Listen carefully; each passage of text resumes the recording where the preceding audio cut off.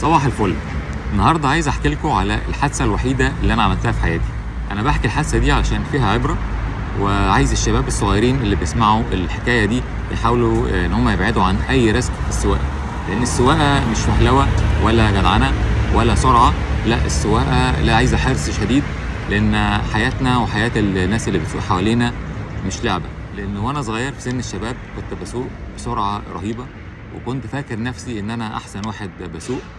صحيح كنت بعرف اتحكم في العربيه كويس، ولكن السرعه مغريه جدا وخطر في نفس الوقت، وما ينفعش ان انا اسوق بالطريقه دي في وسط الشوارع. يعني ممكن اسوق في تراك في سباقات، انما اسوق بطريقه متهوره في وسط الشوارع في وسط الناس ده خطر جدا. عشان كده انا بحكي لكم الحكايه دي عشان الشباب الصغيرين يعتبروا وما يحاولوش ان هم يسرعوا ويعملوا حركات متهوره في الشوارع وهم سايقين. الحادثه دي زي ما قلت لكم هي الحادثه الوحيده اللي انا عملتها في حياتي.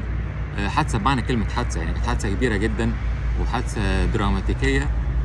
كان المفروض يبقى فيها خسائر كتيره، ولكن بستر ربنا هي عدت على خير واتقلبت لكوميديا. يعني هي الحادثه كانت دراماتيكيه كوميديه. اللي حصل ان احنا سنه 89 وكان اخر يوم لينا في الجامعه.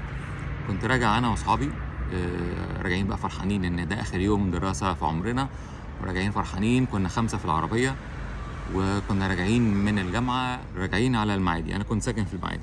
المهم احنا قعد جنبي واحد صاحبي وفي 3 قاعدين ورا، وكنت سايق عربيه بيجو 304 موديل 75. العربيه دي كان اول عربيه ابويا الله يرحمه اشتراها، وهي دي اللي اتعلمت عليها السواقه، وكنت بسوقها من وانا عندي 10 سنين. فلما وصلت للسن ده انا كان يعني خلصت الجامعه كان عندي 21 سنه، فتقريبا قعدت اسوقها حوالي 10 سنين. فخدت على العربيه جدا، وكنت عارف رد فعل العربيه في اي موقف من المواقف. هي المشكله بس ان انا كنت بسوق العربيه دي على انها عربيه سباق. انا يعني مش عارف كنت جايب الثقه دي منين، انها عربيه 1300 سي سي 60 حصان. ولكن انا يمكن علشان انا سوقتها مده طويله جدا وقدرت اطلع منها اقصى باور ممكنه من العربيه دي، وكنت بسابق بيها وبشد بيها مع اي عربيه من العربيات اللي ممكن تتخيلها في حياتك. وكنت معتمد دايما على ان انا بعرف اسلك وبعرف اعمل غرز وعارف امكانيات العربيه. فكانت دايما الحقيقه يعني بتطوعني ورفع راسي في كل الحالات. المهم احنا راجعين زي ما قلت لكم على الكورنيش، عند مدخل كورنيش المعادي، عند محطه التعاون اللي في مدخل كورنيش المعادي. وانا بجري، وبعدين لقيت عربيه تانية بتجري معايا، شاب تاني سخني، عربيه ميتسوبيشي جالانت 1600 سي سي. طبعا موتورها اقوى من موتور عربيتي، بس على مين؟ يعني انا مفيش حاجه اسمها ان حد هيعدي مني، وده طبعا ده حاجه غلط. يعني انا بعترف ان انا كنت غلطان، وان انا كنت بعمل حاجات متهوره جدا في الشوارع، وده ما ينفعش يتعمل. المهم بنجري ونشد مع بعض، هو على اللين الشمال وانا على اللين اليمين. لقينا قدامنا تريسيكل بتاع اللحمه، عارفين التريسيكل اللي هو بيبقى شايل اللحمه في الصندوق اللي ورا ده. فالتريسيكل ماشي على مهله وماشي في نص الطريق. فالشاب اللي في العربيه الجالانت خد شماله وعدى من الناحيه الشمال، وانا خدت يميني عشان اعدي من الناحيه اليمين. وكنا ماشيين بسرعه جامده. انا مش هينفع اقول السرعه اللي كنا ماشيين عليها لان يعني خطر جدا اللي انا كنت بعمله ده، بس كنا ماشيين بسرعه عاليه جدا. المهم اول ما خدت يميني فوجئت على اللين اليمين عربيه كارو واقفه واخده اللين كامله في الطريق، واقفه بتبيع بصل. عربيه كارو اللي هي اللونج شاسيه، سايقها حصان كبير وعاليه جدا. فكان قدامي حل من الاثنين، يا اما افرمل، ولو فرملت العربيه دي ما فيهاش اي بي اس، فالعربيه هتتزحلق. انا عارف ان العربيه هتتزحلق وهتدخل في الكارو، يا اما اخد الغرزه ما بين العربيه الكارو والتريسيكل. فقررت ان انا هاخد الغرزه، ما هو ما فيش حل تاني يعني. طبعا اللي انا بقول لكم عليه ده الواحد بيفكر فيه في اجزاء من الثانيه، ولازم تاخد قرار سريع في جزء من الثانيه. المهم خدت القرار ان انا هدخل الغرزه. دخلت، قربت جدا من العربيه الكارو لغايه ما تقريبا كبوت العربيه بتاعي عدى من العربيه الكارو، وانا بعدي خلاص يعني اخر لحظه القايم اليمين خبط في العربيه الكارو. القايم ده لما خبط في العربيه الكارو احنا سمعنا صوت انفجار جوه العربيه، ازاز بيطير وسقف بينزل جوه العربيه، والعربيه عرضت وبقت ماشيه بعرض الكورنيش. انا مش عارفه يعني الم العربيه ازاي. المهم ربنا سترها وربنا الهمني ان انا اعرف الم العربيه واركنها على ناحيه اليمين. زي ما قلت لكم احنا كنا 5 في العربيه. كان جنبي واحد صاحبي اسمه خالد، ربنا يديله الصحه. هو الحمد لله ربنا الهمه انه يرمي نفسه عليا.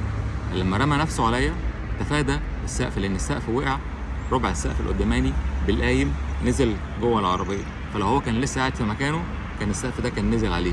فدي اول حاجه ربنا سترها، انه السقف ما نزلش على راس خالد، الحمد لله انه رمى نفسه عليا. انا لقيت خالد نايم على حجري والسقف بينزل جوه العربيه. الحاجه الثانيه ان العربيه ما اتقلبتش، العربيه قعدت تعوم يمين وشمال، الحمد لله ربنا برضو كرم وانا عرفت الم العربيه، والحمد لله ان ما كانش في عربيات تانية ورانا دخلت فينا لغايه ما ركنت العربيه على اليمين.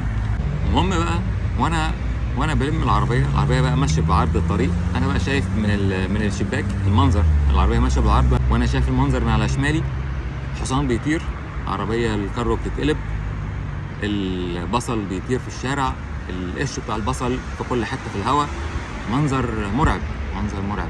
صاحبي مرمي عليا، انا مش عارف حصل له ايه، الازاز بيتكسر، في 3 قاعدين في الكنبه ورا مش عارف حصل لهم ايه. المهم اول ما ركنت العربيه على الجنب، انا اول حاجه عملتها نزلت من العربيه اشوف ايه اللي حصل. نزلت من العربيه لقيت المنظر صعب جدا، الدنيا مقلوبه على الكورنيش. الحمد لله كان ورانا اتوبيس نقل عام، السواق طلع جدع جدا، وقف بعرض الطريق علشان يمنع العربيات انها تعدي عشان الكارثه ما تزيدش يعني، فوقف الطريق خالص. اصحابي ال3 اللي ورا نزلوا من العربيه يشوفوا ايه الموضوع. خالد جوه العربيه مش قادر يتمالك نفسه، ما نزلش لغايه دلوقتي. انا الازاز دخل في راسي، ابتدت راسي تنزل دم، مش عارف انا الدم جاي منين.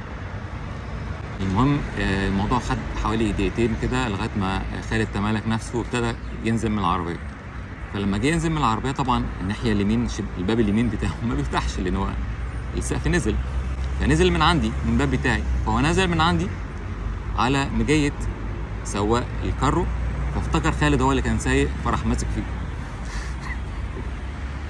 حرام عليك حرام عليك، موتت لي الحصان، عربيتي اتكسرت، فلوسي راحت ورزقي ورزق عيالي. عمل لنا فيلم كبير جدا وماسك في خالد مش عايز يسيبه. خالد يقول له مش انا اللي سايق، مش انا اللي مش انا اللي سايق، مش انا اللي سايق. انا طبعا واقف بتفرج على المنظر، مش يعني من كتر الخضه مش عارف يعني ارد على الراجل واقول له انا اللي كنت سايق. المهم يعني الحمد لله اصحابي ال3 اللي ورا مسكوا الراجل، فكوه عن خالد، قالوا له تعالى ما تقلقش، احنا هنشوف الموضوع حصل فيه ايه، مش هو اللي كان سايق. المهم ده طريق كورنيش، طريق المعادي، طريق رجوع كل اصدقائنا اللي راجعين بقى من الجامعه، راجعين على المعادي. وقفوا لي حوالي 15 عربيه من اصحابي، شافوا المنظر فركنوا على جنب، نزلوا بقى يشوفوا ايه الموضوع.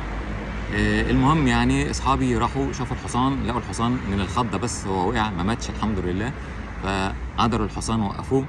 العربيه الكارو عدلوها، ابتدت الناس اللي كانوا في الاتوبيس نزلوا، كل الناس بقت تنزل تلم في البصل اللي في الارض، طبعا الاتوبيس عايز يمشي، نزلوا بقى يلموا شويله البصل اللي في الارض دي، لموا البصل حطوه للراجل على العربيه الكارو. فالراجل بتاع الكارو ما بقاش عنده مشكله تقريبا يعني، هو بس كل اللي حصل عنده الخشبه اللي ورا في العربيه الكارو اللي ورا خالص دي اللي بقوا كاتبين عليها حاجات دي اتكسرت، ده كل اللي حصل. الحمد لله الموضوع اتلم، صاحب الكارو خلاص هدي وخد عربيته وخلاص اتكل على الله. ابتدينا احنا بقى نشوف هنعمل ايه في الكارثه اللي احنا فيها دي. واذ بي افاجئ في واحد بقى جاي بيقول لي طب انا بقى اعمل ايه؟ قلت له حضرتك مين؟ الراجل بقى المشكله انه راجل لابس جلابيه كلها دم، بيقول لي انا اعمل ايه؟ قلت له يا نهار اسود ومنيل، ده ايه انت حصل لك ايه؟ بقول له هو حضرتك مين؟ قال لي انا صاحب التريسيكل الناحيه الثانيه على الطريق ده. يا نهار اسود، انا بقى ايه يعني فلاش باك، الذاكره ابتدت ترجع لي، ابتديت بقى افتكر انه وانا العربيه معرضه وانا بحاول اعدل العربيه مع المنظر اللي انا شفته ده، كنت شايف بقى التريسيكل بيطير من على الجزيره اللي في النص، طاير الراجل بقى ماسك في التريسيكل كده وبيطير ونزل الناحيه الثانيه من الطريق. برضه ستر ربنا انه لما عدى الناحيه الثانيه من الطريق مفيش عربيه جايه في الاتجاه الثاني شالته، الحمد لله يعني رب العالمين.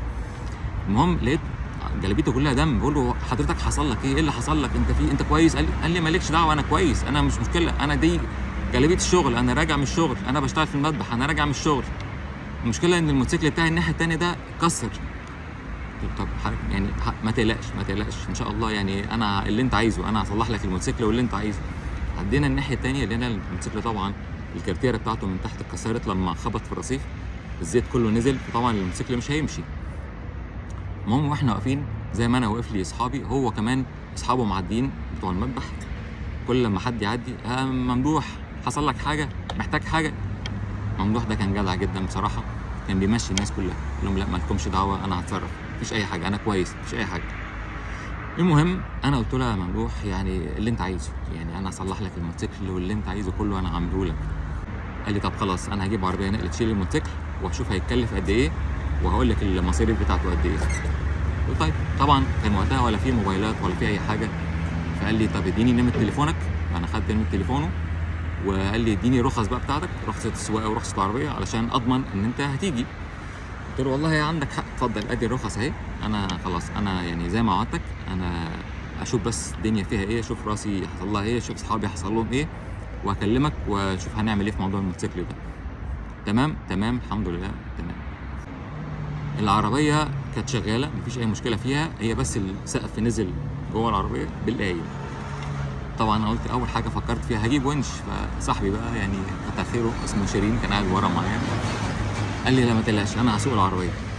يا حبيبي هتسوق العربيه ازاي؟ والله بقى قاعد كده قاعد موطي كده وسايق العربيه لغايه المعادي، وانا ركبت مع اصحابي الكتيره اللي وقفوا معايا دول، وكان معانا كمان الاثنين التانيين اللي كانوا معانا لورا، ركبنا كلنا في عربيات اصحابنا وطلعنا على المعادي. المهم انا بقى رجعت البيت، مش عايز بقى ابويا كان مسافر، مش عايز امي تشوف العربيه، امي لو شافت العربيه قبل ما تشوفني هتصوت. انا عارف ان هي في البيت، فانا خايف ان هي تطلع من الشباك تبص على العربيه.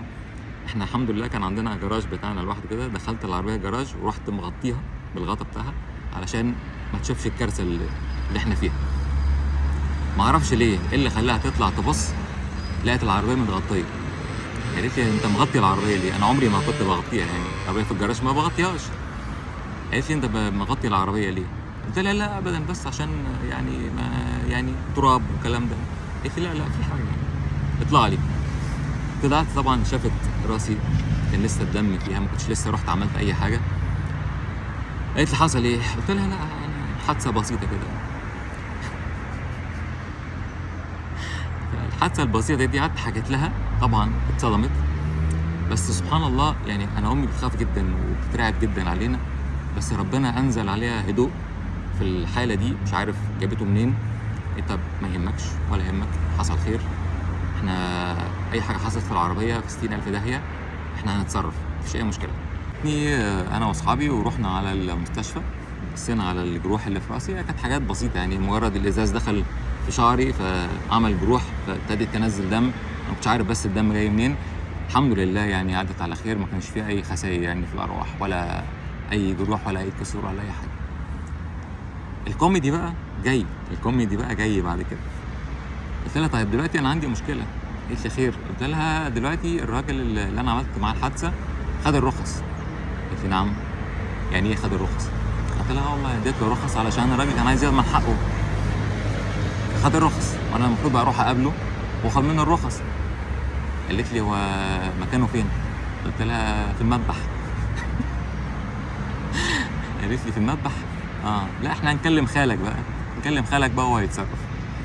انا ما قلت لكم انا ابويا كان مسافر، فقلت احنا هنكلم خالك وهو هيتصرف. خالي بقى ده كان راجل شيك جدا، راجل جميل، كان وكيل وزاره الشؤون الاجتماعيه، وراجل يعني ليه هيبته وذو حيثيه وليه مكان مهم في الوزاره. ف يعني كلمته قلت له يعني خالي طبعا انت عارف ان الخال والد، انا حصل لي حادثه والراجل اللي انا عملت معاه الحادثه خد الرخص، وانا محتاجك بس تيجي معايا عشان نروح نجيب الرخص دي. قال لي عينيا تحت امرك طبعا. فين هو؟ قال لي فين مكانه؟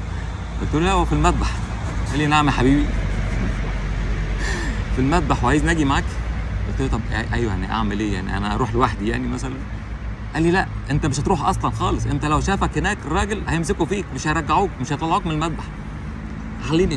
خلينا بقى انا افكر انا اشوف هعمل ايه. المهم كان ليا ابن خالتي طالب في كليه شرطه، فراح مكلمه حصل كذا كذا كذا كذا، والمفروض ان انا اروح اجيب الرخص دلوقتي من المذبح، فانت بقى ايه اعمل حسابك ان انت هتيجي معايا وتلبس ملكي مش ميري، اوعى تلبس البدله بتاعتك عشان ما يفتكروش ان احنا جايبين لهم بقى ظباط والكلام ده. هتيجي معايا بس تبلغ اصحابك بقى الظباط يكونوا واقفين بقى بالبوكس بره المذبح، علشان لو حصل اي حاجه واحنا اتاخرنا يروحوا هم هاجمين وكابسين. عمل خطه فيلم بقى. فيلم هندي علشان نروح نجيب الرخص.